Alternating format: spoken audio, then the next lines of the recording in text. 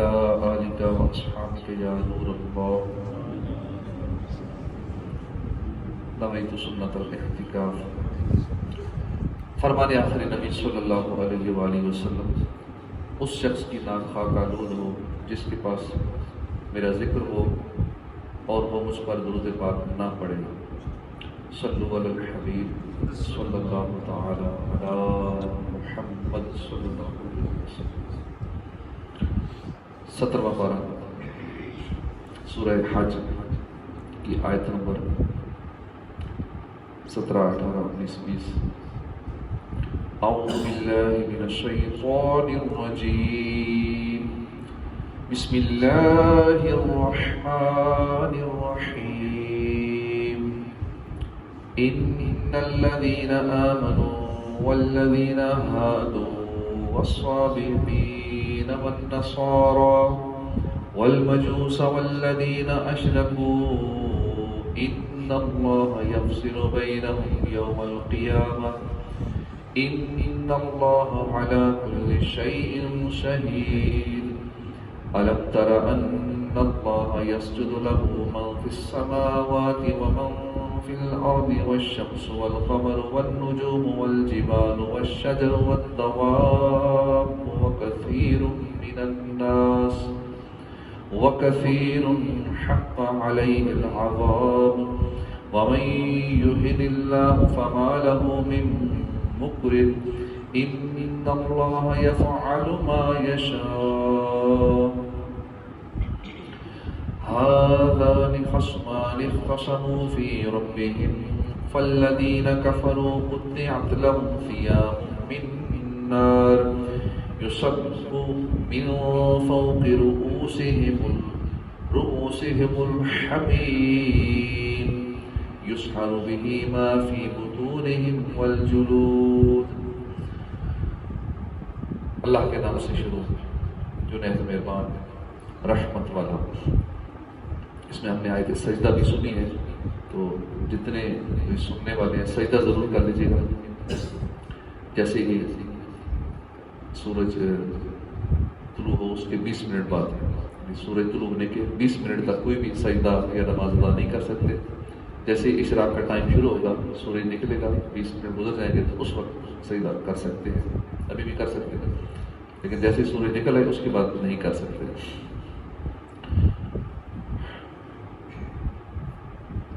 ان الذین، بے شک وہ لوگ جو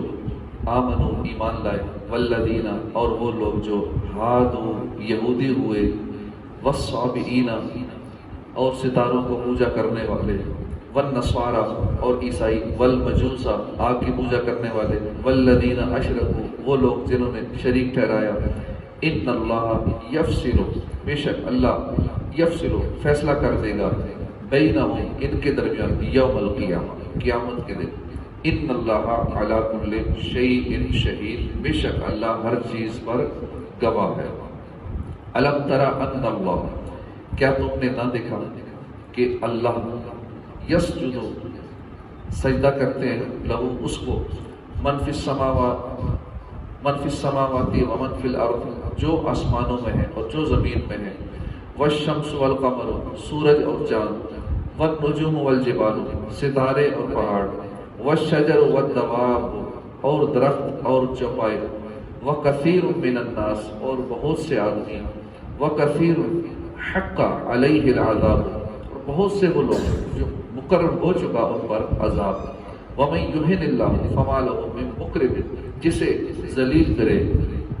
یہن اللہ جسے اللہ ذلیل کرے، فما لہ تو نہیں اس کو، من مکرم کوئی عزت دینے والا، جسے اللہ ذلیل کرے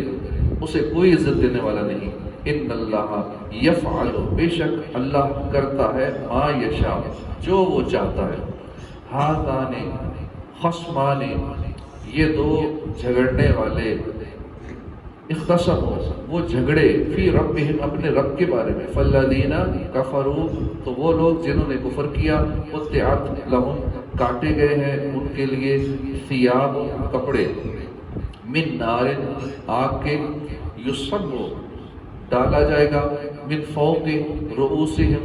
ان کے سروں کے اوپر سے الحمیم کھولتا ہوا پانی، یسحر بہ جل جائے گا اس سے، ما فی بطونہم جو ان کے بطنوں میں، جو ان کے پیٹوں میں ہے، والجلود اور ان کی کھالیں۔ ترجمہ کنز العرفان۔ بے شک مسلمان اور یہودی اور ستاروں کی پوجا کرنے والے اور عیسائی اور آگ کی پوجا کرنے والے اور مشرک، بے شک اللہ ان سب میں قیامت کے دن فیصلہ کر دے گا، بے شک اللہ ہر چیز پر گواہ ہے۔ ارشاد فرمایا کہ بے شک وہ لوگ جو مسلمان ہیں، جو یہودی ہیں، جو ستاروں کی پوجا کرنے والے ہیں، جو عیسائی ہیں، جو آگ کی پوجا کرنے والے ہیں اور جو مشرک ہیں، بے شک اللہ تعالیٰ ان سب میں قیامت کے دن فیصلہ کر دے گا، اور ان میں جو جنت کا مستحق ہوگا اسے جنت میں، جو جہنم کا حقدار ہوگا اسے جہنم میں داخل کر دے گا۔ بے شک ہر چیز اللہ کے سامنے، لہذا اس فیصلے میں کسی کے ساتھ کوئی ظلم نہ ہوگا۔ اس آیت سے دو باتیں معلوم ہوئی۔ آج اگرچہ ہر شخص اپنے آپ کو حق اور ہدایت کا پیروکار کہتا ہے، مگر اس کا عملی فیصلہ قیامت کے دن ہوگا، جب اہل حق کو عزت و احترام کے ساتھ جنت میں بھیجا جائے گا اور اہل باطل کو ذلت و خواری کے ساتھ اوندے منہ دوزخ میں ڈال دیا جائے گا۔ لیکن یہاں یاد رہے کہ دین اسلام ہی حق ہے اور اسے ماننے والے حق پر ہیں، اور تمام انبیاء کرام کا دین اسلام ہی تھا، لیکن اب دین اسلام سے وہ دین مراد ہے جو حضور نور صلی اللہ علیہ وسلم لے کر آئے، لہذا اب آپ کے دین کے علاوہ کوئی اور دین اللہ کی بارگاہ میں معتبر نہیں، چنانچہ اللہ تعالیٰ ارشاد فرماتا ہے ان الدین عند اللہ الاسلام، بے شک اللہ کے نزدیک دین صرف اسلام ہے، اور فرمایا وَمَن یبتغی غیر الاسلام دینا فلن یقبل منہ وہو فی الآخرۃ من الخاسرین، اور جو کوئی اسلام کے علاوہ کوئی اور دین چاہے گا تو وہ اس سے ہرگز قبول نہ کیا جائے گا اور وہ آخرت میں نقصان اٹھانے والوں میں سے ہوگا۔ اس آیت میں ہر ایک کے لیے بہت وعید ہے، لہذا ہر عقل مند انسان کو چاہیے کہ وہ فیصلے اور قضاء کے دن کو یاد رکھے اور وہ اعمال کرنے کی بھرپور کوشش کرے جن سے اللہ کی رضا حاصل ہوتی ہو، تاکہ قیامت کے دن اللہ تعالیٰ اس پر رحم فرمائے اور اپنے فضل و رحمت سے اس کے حق میں اچھا فیصلہ فرمائے اور اسے جہنم کے دردناک عذاب سے بچا کر جنت کی ہمیشہ رہنے والی عالی شان نعمتیں عطا فرمائے۔ الم تر ان اللہ یسجد لہ من فی السماوات و من فی الارض، کیا تم نے نہیں دیکھا کہ جو آسمانوں میں ہے، جو زمین میں ہے، اور سورج، چاند، ستارے، پہاڑ، درخت، چوپائے اور بہت سے آدمی، یہ سب اللہ کو سجدہ کرتے ہیں، اور بہت سے لوگ وہ بھی ہیں جن پر عذاب مقرر ہو چکا ہے، اور جسے اللہ ذلیل کرے تو اسے کوئی عزت دینے والا نہیں، بے شک اللہ جو چاہتا ہے کرتا ہے۔ فرمایا کہ اے حبیب صلی اللہ علیہ وسلم، کیا آپ نے نہیں دیکھا کہ جو آسمانوں میں ہے، جو زمین میں ہے، اور سورج، چاند، ستارے، پہاڑ، تمام پہاڑ، درخت، چوپائے، یہ سب جیسا اللہ چاہتا ہے ویسا اسے سجدہ کرتے ہیں، اور بہت سے آدمی یعنی مسلمان طاعت و عبادت کا سجدہ بھی کرتے ہیں، اور بہت سے لوگ وہ ہیں جن پر ان کے کفر کی وجہ سے عذاب مقرر ہو چکا ہے، لیکن ان کے بھی سائے اللہ کی بارگاہ میں سجدہ ریز ہوتے ہیں، اور جسے اللہ تعالیٰ اس کی شقاوت کے سبب ذلیل کرے تو اسے کوئی عزت دینے والا نہیں، بے شک اللہ تعالیٰ جو چاہتا ہے کرتا ہے۔ یہ آیت سجدہ ہے، اسے پڑھنے اور سننے والے پر سجدہ تلاوت کرنا واجب ہے۔ اس سے معلوم ہوا کہ کسی قوم یا کسی فرد کو یہ حق حاصل نہیں ہے کہ وہ عزت و ناموری کو اپنی میراث سمجھ لے اور اسی فریب میں مبتلا رہے کہ چاہے ہم جو کچھ کرتے رہے، ہم کتنے ہی اعمال سیاہ سے اپنا اعمال نامہ بھر دیں اور کردار اور سیرت کتنی ہی داغدار نہ کر لیں، ساری عزت، ساری زندگی عزت کے ساتھ رہیں گے۔ کبھی بھی یہ نہیں سوچنا چاہیے کہ جو میری عزت ہے وہ عزت ایسی ہی رہے گی، میں چاہے گناہ کرتا رہوں، چاہے نافرمانیاں کرتا رہوں، عیاشیاں کرتا رہوں، رب کو ناراض کرتا رہوں، کیونکہ ہم تو خاندانی عزت والے، ہمارا خاندانی عزت دار خاندان ہے، دولت ہے ہمارے پاس، عزت ہے۔ عزت ساری کی ساری اللہ کے ہاتھ میں ہے، ساری زندگی عزت کے ساتھ رہیں گے یہ سوچتے رہتے ہیں، ایسا نہیں ہے، بلکہ جو اپنے آپ کو اس نعمت عظمیٰ کا اہل ثابت کر دیتا ہے اللہ عز و جل اسے عزت دیتا ہے، اور جو مسلسل نافرمانیوں میں رہتا ہے مسلسل اللہ کی نافرمانی کرتا رہتا ہے، اللہ کے محبوب کی نافرمانی کرتا رہتا ہے، گناہ کرتا رہتا ہے، فرائض و واجبات چھوڑتا ہے، نمازیں چھوڑتا رہتا ہے، ایک دن آتا ہے کہ وہ ذلیل و رسوا ہو جاتا ہے، دنیا میں بھی ذلیل ہوتا ہے، اس کی عزت ختم ہو جاتی ہے، اور آخرت کا عذاب تو ہے ہی، ذلت کے ابھی گڑھے میں گرا دیا جاتا ہے۔ ہذان خصمان اختصموا فی ربہم، یہ دو فریق ہیں جو اپنے رب کے بارے میں جھگڑتے ہیں۔ تو کافروں کے لیے آگ کے کپڑے کاٹے گئے ہیں اور ان کے سروں پر کھولتا پانی ڈالا جائے گا، جس سے جو کچھ ان کے پیٹوں میں ہے وہ سب ان کی کھالیں جل جائیں گی، جو پیٹوں میں ہے وہ بھی جل جائے گا، ان کی کھالیں بھی جل جائیں گی۔ اس آیت اور اس کے بعد والی آیت کا خلاصہ یہ ہے کہ مومنین اور پانچوں قسم کے کفار جن کا اوپر ذکر کیا گیا، یہ دو فریق ہیں جو اپنے رب کے دین اور اس کی ذات و صفات کے بارے میں جھگڑتے ہیں۔ وہ لوگ جو کافر ہیں انہیں ہر طرف سے آگ گھیر لے گی اور ان کے سروں پر کھولتا پانی ڈالا جائے گا، جس سے جو کچھ ان کے پیٹوں میں ہے، چربی وغیرہ، وہ سب ان کی کھالیں اور ان کے اندر کی چربی سارا جل جائے گا۔ جہنم میں کفار پر ڈالے جانے والے پانی کی کچھ کیفیت ان آیات میں بیان ہوئی، اور حضرت ابو ہریرہ رضی اللہ تعالیٰ عنہ سے روایت ہے، نبی اکرم صلی اللہ علیہ وسلم نے فرمایا انتہائی گرم پانی ان جہنمیوں کے سر پر ڈالا جائے گا تو وہ سرایت کرتے ہوئے ان کے پیٹ تک پہنچ جائے گا، اور جو کچھ پیٹ میں ہوگا اسے کاٹ کر قدموں سے نکل جائے گا، اور یہ سحر یعنی گل جانا ہے۔ پھر انہیں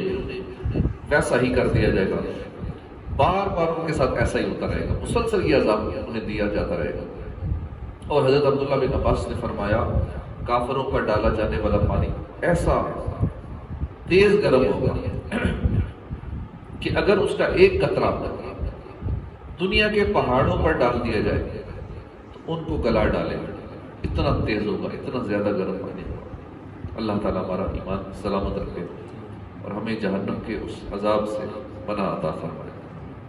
وَلَهُمْ مَقَامِعُ مِنْ حَدِيدٍ، اور ان کے لیے لوہے کے گرز ہیں۔ ارشاد فرمایا کہ جہنم میں کافروں کو عذاب دینے کے لیے لوہے کے گرز ہیں جن سے انہیں مارا جائے گا۔ اس آیت سے معلوم ہوا کہ جہنم میں جن گرزوں سے مارا جائے گا وہ لوہے کے گرز ہیں۔ ان کے بارے میں حضرت ابو سعید خدری رضی اللہ عنہ سے روایت ہے، سرکار دو عالم صلی اللہ علیہ وسلم نے فرمایا اگر وہ لوہے کا گرز زمین پر رکھا جائے پھر سارے جن و انس مل کر ان کو اٹھائیں تو اسے زمین سے نہ اٹھا سکیں گے، اتنا بھاری وہ لوہے کا ہتھوڑا ہوگا۔ اب اربوں خربوں انسان ہیں، جنات میں تو ویسے ہی بڑی طاقت ہوتی ہے، بہت بڑے بڑے کام کر لیتے ہیں، لیکن سارے مل کر بھی ان ہتھوڑوں کو، ان گرزوں کو جس سے مارا جائے گا جہنمیوں کو، وہ نہیں اٹھا سکتے۔ اور دوسری روایت میں ہے کہ اگر وہ گرز پہاڑ پر مارا جائے تو پہاڑ ریزہ ریزہ ہو جائے۔ گرز لگنے کے بعد پھر بندے کو پہلی حالت میں لوٹا دیا جائے گا۔ حضرت حسن بصری فرماتے ہیں حضرت عمر فاروق رضی اللہ تعالیٰ عنہ فرمایا کرتے تھے کہ جہنم کا ذکر کثرت سے کیا کرو، کیونکہ اس کی گرمی بہت شدید ہے، اس کی گہرائی بہت زیادہ ہے، اور اس کے گرز لوہے کے ہیں، یعنی اس یاد سے خوف پیدا ہوگا۔ کثرت سے ہمیں بھی چاہیے ہم جہنم کا ذکر کرتے رہے، سنتے رہے، تاکہ اللہ کا خوف پیدا ہو، گناہوں سے بچنے کا ذہن بنے اور نیک اعمال کرنے کی طرف ہم راغب ہوں، اللہ کا ذکر کرنے کی طرف ہمیں رغبت ملے۔ تو اس کے لیے اللہ کے عذاب سے خود کو ڈرانا بہت ضروری ہے۔ کئی لوگ کہتے ہیں کہ نہیں، ڈراتے بہت ہیں، خود کو بہت ڈرانا چاہیے۔ ابھی تو بہت کم ڈراتے ہیں اور خود کو بھی ہم کم ڈراتے ہیں۔ کبھی اکیلے بیٹھ کے سوچا کریں قبر کا عذاب ایسے ہوگا، جہنم کا عذاب، قیامت کا عذاب، حساب کتاب، میزان، پل صراط، سارے معاملات کو اکیلے بیٹھ کے سوچنا چاہیے۔ اس سے خوف خدا پیدا ہوگا، نیکیاں کرنے میں آسانی ہوگی، گناہوں سے بچنے میں آسانی ہوگی۔ اللہ تعالی ہمیں جہنم کے اس خوفناک عذاب سے پناہ عطا فرمائے۔ کوئی بندہ بھی ایک سیکنڈ کے لیے جہنم کا عذاب برداشت نہیں کر سکتا۔ جو لوگ کہتے ہیں خیر ہے، صغیرہ گناہ ہے، برداشت کر لیں گے، گناہ کو ہلکا جاننا بھی گناہ ہے، اور جو بندہ کسی گناہ کو صغیرہ سمجھ کے کرتا ہے، چھوٹا سمجھ کے کرتا ہے، تو پھر صغیرہ نہیں رہتا، وہ گناہ پھر کبیرہ ہو جاتا ہے۔ اللہ پاک ہم گناہوں سے بچائے، آمین بجاہ النبی الامین.